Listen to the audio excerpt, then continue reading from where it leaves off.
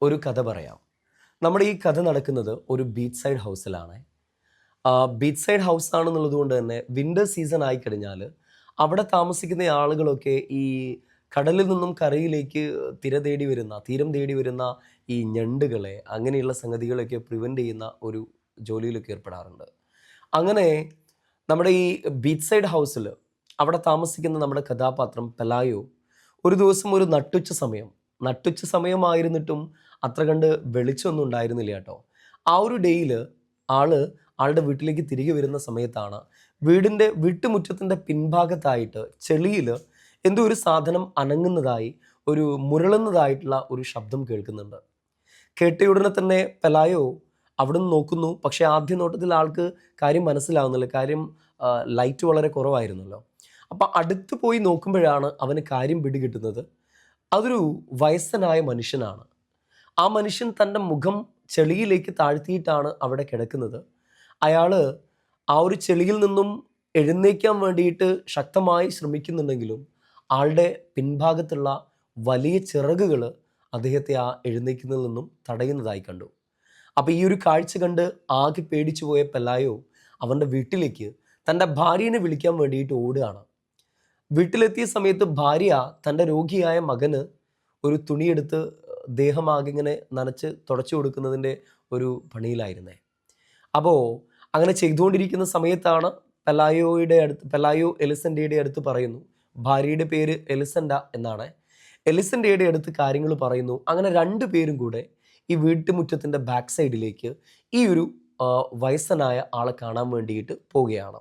Okay, അദ്ദേഹം കാണാൻ ഒരു റാക്ക് പിക്കറെ പോലെയാണ്. ഈ പഴകിയ വസ്ത്രങ്ങൾ ശേഖരിക്കുകയും വിൽക്കുകയും ചെയ്യുന്ന ഒരു മനുഷ്യനെ പോലെയാണ് ആള് ഡ്രസ്സ് ചെയ്തിരിക്കുന്നത് കേട്ടോ. മാത്രമല്ല ആളുടെ തലയിലാണെങ്കിൽ പ്രോപ്പറായിട്ട് മുടിയില്ല. മാത്രമല്ല വായിലാണെങ്കിൽ പല്ലും ഇല്ലായിരുന്നില്ല. കാണാനൊരു ഡ്രഞ്ച്ഡ് ആയിട്ടുള്ള ഗ്രേറ്റ് ഗ്രാൻഡ് ഫാദർ പോലെയായിരുന്നു. ആകെ നനഞ്ഞു കുതിർന്ന ഒരു വയസ്സനായ ആളെ പോലെയായിരുന്നു അദ്ദേഹത്തെ. ദെൻ അദ്ദേഹത്തിൻ്റെ ബസാർഡ് വിങ്സ്, അദ്ദേഹത്തിൻ്റെ വലിയ ചിറകുകൾ ശരിക്കും ആ ഒരു ചെളിയിൽ ഇങ്ങനെ ചുറ്റിപ്പിണഞ്ഞ് കിടക്കുകയായിരുന്നു എന്നുള്ള കാര്യം കൂടി അവർ മനസ്സിലാക്കുന്നുണ്ട്. അങ്ങനെ ഈ രണ്ടുപേരും ഒരുപാട് നേരം എന്ത് ചെയ്യുന്നു, ഈ ഒരു വയസ്സനായ മനുഷ്യനെ തന്നെ നോക്കി നിൽക്കുന്നുണ്ട്. കുറേ സമയം നോക്കി അവരുടെ ആ ഒരു സർപ്രൈസൊക്കെ അവർക്ക് നഷ്ടമാവുന്നു. അങ്ങനെ അവർ പരിചയത്തിലായി. ഈ രണ്ടുപേരും കൂടെ അദ്ദേഹത്തോട് സംസാരിച്ചു തുടങ്ങുകയാണ്.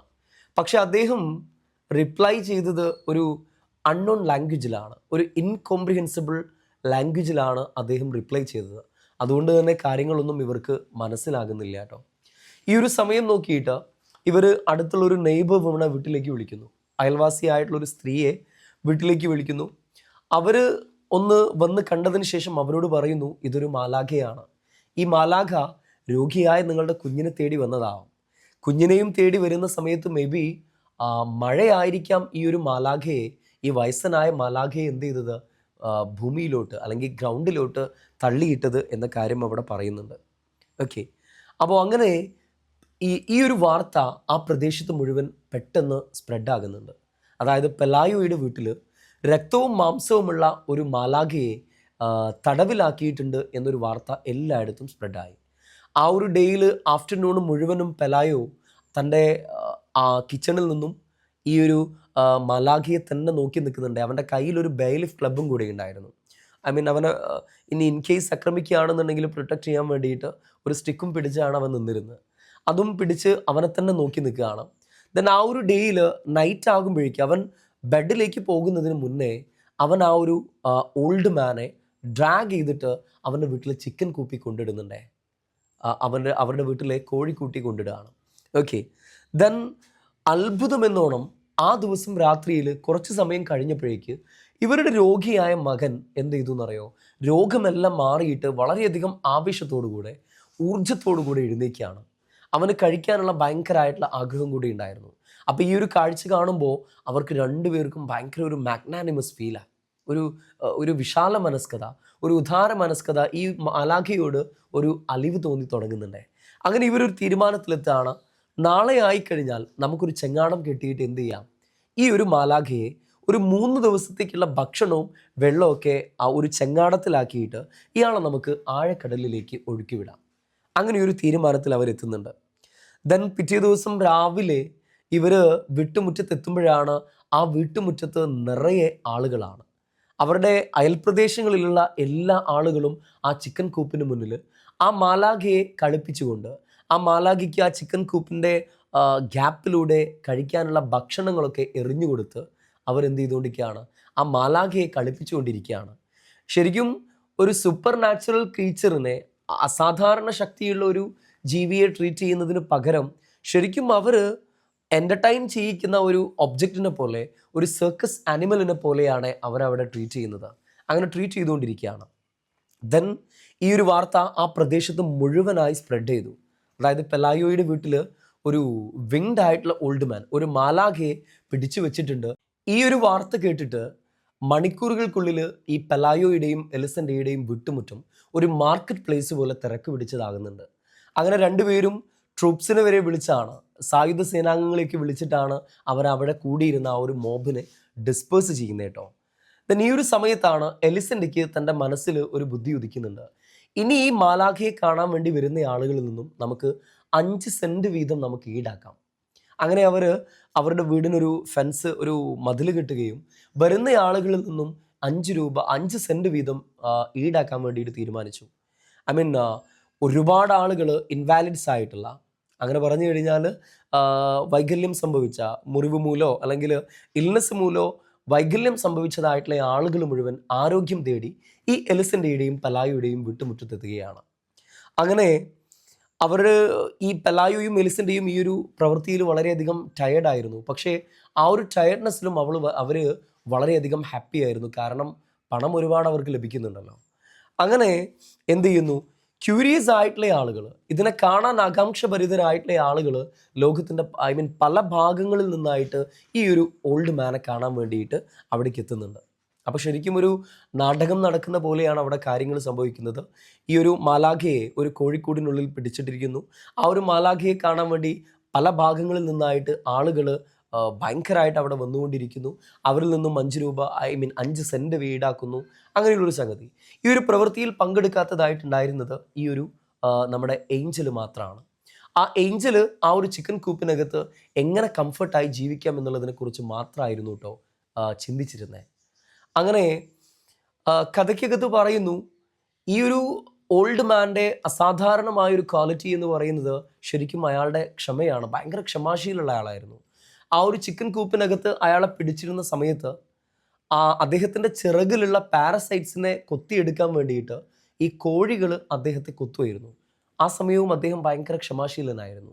മാത്രമല്ല, ചില ക്രിപ്പിൾസ് ആയിട്ടുള്ള ആളുകൾ അവരുടെ കയ്യിലും കാലിലൊക്കെ തടവാൻ വേണ്ടിയിട്ട് ഇതിൻ്റെ ഫെത്തേഴ്സ് പ്ലക്ക് ചെയ്യുമായിരുന്നു. ആ സമയത്തും അദ്ദേഹം പേഷ്യൻ്റ് ആയിരുന്നു. മാത്രമല്ല, മോസ്റ്റ് മെർസിഫുൾ ആയിട്ടുള്ള, വളരെ മാന്യരെന്ന് കരുതുന്ന ആളുകൾ പോലും ഇദ്ദേഹത്തിന് നേരെ കല്ലെറിയുന്നുണ്ട്. എന്തിനു വേണ്ടിയിട്ടാണ്? അങ്ങനെയെങ്കിലും ആളൊന്ന് എഴുന്നേറ്റ് കഴിഞ്ഞാൽ ആളെ ശരിക്കും കാണാമല്ലോ എന്ന് കരുതിയിട്ടാണ്. ഓക്കെ. അപ്പോൾ ഈ ഒരു സമയത്താണ് ആ ടൗണിൽ ഒരു ട്രാവലിംഗ് ഷോ എത്തുന്നുണ്ട്. ആ ഒരു ട്രാവലിംഗ് ഷോയുടെ മെയിൻ അട്രാക്ഷൻ എന്ന് പറയുന്നത് ഒരു സ്പൈഡർ വുമൺ ആയിരുന്നു. ആ സ്പൈഡർ വുമൺ ഇടിയും മിന്നലും ഏറ്റിട്ട് അരയ്ക്ക് കീഴ്പോട്ട് സ്പൈഡറായി മാറിയിട്ടുള്ള ഒരു വുമണാണ്. ആ ഒരു വുമണിനെ കാണാൻ വേണ്ടിയിട്ട് ആളുകൾ അങ്ങോട്ട് ഫ്ലോക്ക് ചെയ്യാണ്, കൂട്ടം കൂട്ടമായിട്ട് അവിടേക്ക് വരുന്നുണ്ട്. കാരണം രണ്ടാണ്. ഒന്ന് എന്താണെന്ന് ചോദിച്ചു കഴിഞ്ഞാൽ, ഈ മാലാഖയെ കാണാനുള്ള ഫീസിനേക്കാളും കുറവായിരുന്നു ഈ ഒരു വുമണിനെ കാണാനുള്ള ഫീ. മാത്രമല്ല, ഈ വുമണിൻ്റെ അടുത്ത് എന്തെങ്കിലും ഡൗട്ട്സ് ചോദിച്ചു കഴിഞ്ഞാൽ, അതിൻ്റെ ആ ഒരു അബ്സേർഡ് സ്റ്റേറ്റിനെ കുറിച്ച് ചോദിച്ചു കഴിഞ്ഞാൽ അതിനുള്ള ഉത്തരവും ആര് തന്നെ തരുമായിരുന്നു, അവർ തരുമായിരുന്നു. ഓക്കെ. അങ്ങനെ നിരവധി ആളുകൾ, ഈ ആളുകൾ മുഴുവൻ എന്ത് ചെയ്യാണ്, ഈ ഒരു മാലാഖ, ഈ ഒരു സ്പൈഡർ വുമണിനെ കാണാൻ വേണ്ടിയിട്ട് അവിടെ എത്തുന്നുണ്ട്. അപ്പോൾ ചുരുക്കി പറയുകയാണെന്നുണ്ടെങ്കിൽ, നമ്മുടെ ഓൾഡ് മാന് ആളുടെ പോപ്പുലാരിറ്റി നഷ്ടപ്പെടുന്നു. ആ പോപ്പുലാരിറ്റി മുഴുവൻ ആർക്ക് ലഭിക്കുന്നു? ഈ ഒരു സ്പൈഡർ വുമണിന് ലഭിക്കുന്നു. പക്ഷേ ഈ ഒരു കാര്യത്തിൽ പെലായോയ്ക്കും എലിസൻ്റെക്കും സങ്കടം ഉണ്ടായിരുന്നില്ല കേട്ടോ.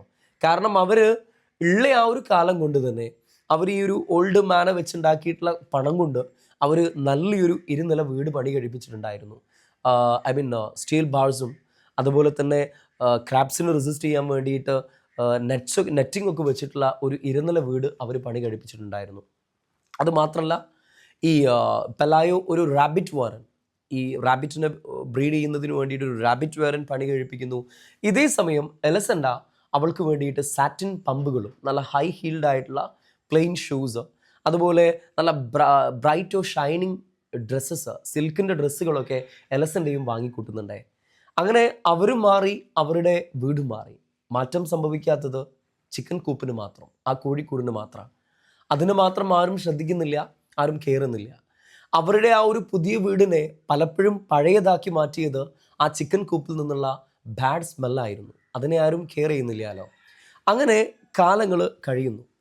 ഇവരുടെ കുഞ്ഞ് ആദ്യമായി കാലെടുത്ത് വെക്കുന്ന സമയം, ആ സമയത്ത് ഇവർ ഭയങ്കര കെയർഫുൾ ആയിരുന്നു കേട്ടോ. മോനോട് പറയും, മോനെ ആ ചിക്കൻ കൂപ്പിനടുത്തൊന്നും പോകരുത്, അങ്ങനെ ഭയങ്കര കെയർഫുൾ ആയിരുന്നു. പക്ഷേ ആ കുഞ്ഞിന് സെക്കൻഡ് ടീത്ത് വരുന്നതിന് മുന്നേ തന്നെ അവരുടെ ആ ഒരു പേടി, അവരുടെ ആ ഒരു ആ കെയർ അവർ നഷ്ടപ്പെടുത്തുന്നുണ്ട്. ദെൻ കുറച്ച് കഴിഞ്ഞപ്പോഴേക്ക് ഈ മകൻ ചിക്കൻ കൂപ്പിലേക്ക് പ്ലേ ചെയ്യാനൊക്കെ വേണ്ടിയിട്ട് പോവുകയായിരുന്നു. അങ്ങനെ ആ പോയി ഈ ഒരു നമ്മുടെ ചൈൽഡിനും അതുപോലെ തന്നെ ഓൾഡ് മാനും ചിക്കൻ പോക്സ് പിടിപെടുകയാണ്. ചിക്കൻ പോക്സ് പിടിപെട്ടതിനെ തുടർന്ന് അവനെ ട്രീറ്റ് ചെയ്യാൻ വേണ്ടിയിട്ട്, കൺസൾട്ട് ചെയ്യാൻ വേണ്ടിയിട്ട് ഒരു ഡോക്ടർ അവിടെ വരുന്നു. ആ ഡോക്ടർ ഈ മകനെ ട്രീറ്റ് ചെയ്യുന്നതോടൊപ്പം തന്നെ ആൾക്ക് ഈ ഒരു ഏഞ്ചലിനെ കൺസൾട്ട് ചെയ്യാതിരിക്കാൻ പറ്റിയില്ല. ആളുടെ ഹൃദയത്തിൽ നിന്നും കിഡ്നിയിൽ നിന്നൊക്കെ ഒരു വിസിലിംഗ് സൗണ്ടും പ്രത്യേക തരത്തിലുള്ള ശബ്ദങ്ങളൊക്കെ കേൾക്കുന്നുണ്ട്. അദ്ദേഹത്തിന് വളരെ സ്വാഭാവികമായ രീതിയിലുള്ള ഒരു ചിറകുകളായിട്ടാണ് ആളുടെ ചിറകിനെ തോന്നിയേട്ടോ. അപ്പോൾ അതുകൊണ്ട് ആ കൺസൾട്ട് ചെയ്ത് ഇറങ്ങുമ്പോഴേക്ക് ആളുടെ ലോജിക്കാകെ, ആൾ ചിന്തിക്കുന്ന എന്തിനെ കുറിച്ചാണെന്നറിയോ? എന്തുകൊണ്ടാണ് ഞങ്ങളെപ്പോലെയുള്ള ആളുകൾക്ക് ചിറകില്ലാത്തത്? അതായത് അത്രയും നൈസർഗികമായിട്ടാണ്, അത്രയും നാച്ചുറലായിട്ടാണ് അവർക്ക് ആ ഒരു ചിറകുണ്ടായിട്ടുള്ളത്. അപ്പോൾ എന്തുകൊണ്ടാണ് ബാക്കിയുള്ള ആളുകൾക്ക് ചിറകില്ലാത്തത് എന്നുള്ളതിനെക്കുറിച്ച് എന്ത് ചെയ്യുന്നുണ്ട്? അവർ ചിന്തിക്കുന്നുണ്ട്. അങ്ങനെ കുഞ്ഞ് വളരുന്നു, കുഞ്ഞ് സ്കൂളിൽ പോയി തുടങ്ങുന്ന കാലം. ഈ ഒരു കാലം കൊണ്ട് വെയിലും മഴയൊക്കെ ഏറ്റിട്ട് നമ്മുടെ ചിക്കൻ കൂപ്പ് തകർന്നു. ചിക്കൻ കൂപ്പ് തകർന്നപ്പോൾ ഈ ഒരു മലാഖ, ഓൾഡ് മാൻ പുറത്ത് ചാടി. ആള് പലപ്പോഴായിട്ട് തെരുവിൻ്റെ അവിടെയും ഇവിടെയുമൊക്കെ ആയിട്ട് കാണപ്പെടുന്നുണ്ട്. അവരും ശരിക്കും മരിക്കാനായിട്ടുള്ള ഒരു അവശനായ ഒരു തെരുവിൽ അങ്ങോട്ടും ഇങ്ങോട്ടും നടക്കുന്ന ഒരാളെ പോലെ അദ്ദേഹം അവിടേക്കും ഇവിടേക്കും നടക്കുകയാണ്. അങ്ങനെ നടന്നുകൊണ്ടിരിക്കുന്നുണ്ട്. ഈ ഒരു സമയം കൊണ്ട് അദ്ദേഹം പ്രോപ്പറായി കഴിക്കാതെയായി, ഭക്ഷണം കഴിക്കുന്നില്ല. ആളുടെ കാഴ്ചയൊക്കെ മങ്ങിപ്പോകുന്നു. ആൾ നടക്കുന്ന സമയത്ത് അവിടെ ഇവിടെയൊക്കെ ബംപ് ചെയ്തിട്ടാണ് നടക്കുന്നത്. ഇതൊക്കെ കാണുമ്പോൾ ഇവർക്ക് തോന്നുകയാണ്, he is going to die, വൈകാതെ തന്നെ ഇയാൾ മരിക്കും. പക്ഷേ ഈ ഒരു മനുഷ്യൻ ഈ ഒരു വിൻ്റർ സീസൺ കഴിയുന്നതോടുകൂടെ ആളുടെ ആരോഗ്യം, സണ്ണി ഡേയ്സിൻ്റെ കുറച്ച് ദിവസങ്ങളായപ്പോഴേക്ക് ആളുടെ ആരോഗ്യം പൂർവ്വസ്ഥിതിയിലായി, നല്ല ലെവലിലേക്ക് എത്തുന്നുണ്ട്. അങ്ങനെ ആളുടെ ചിറകുകളിൽ പുതിയ തൂവലുകൾ ഗ്രോ ചെയ്യാൻ വേണ്ടിയിട്ട് തുടങ്ങുകയാണ്. ആ ചിറകുകളിലുണ്ടായ തൂവലുകൾ ശരിക്കും ഒരു സ്കേർക്രോനെ പോലെ ആയിരുന്നു എന്നൊക്കെ അവിടെ പറയുന്നുണ്ട്. ഓക്കെ, ആ ഒരു രീതിയിലേക്ക് അവിടെ മാറുന്നുണ്ട്.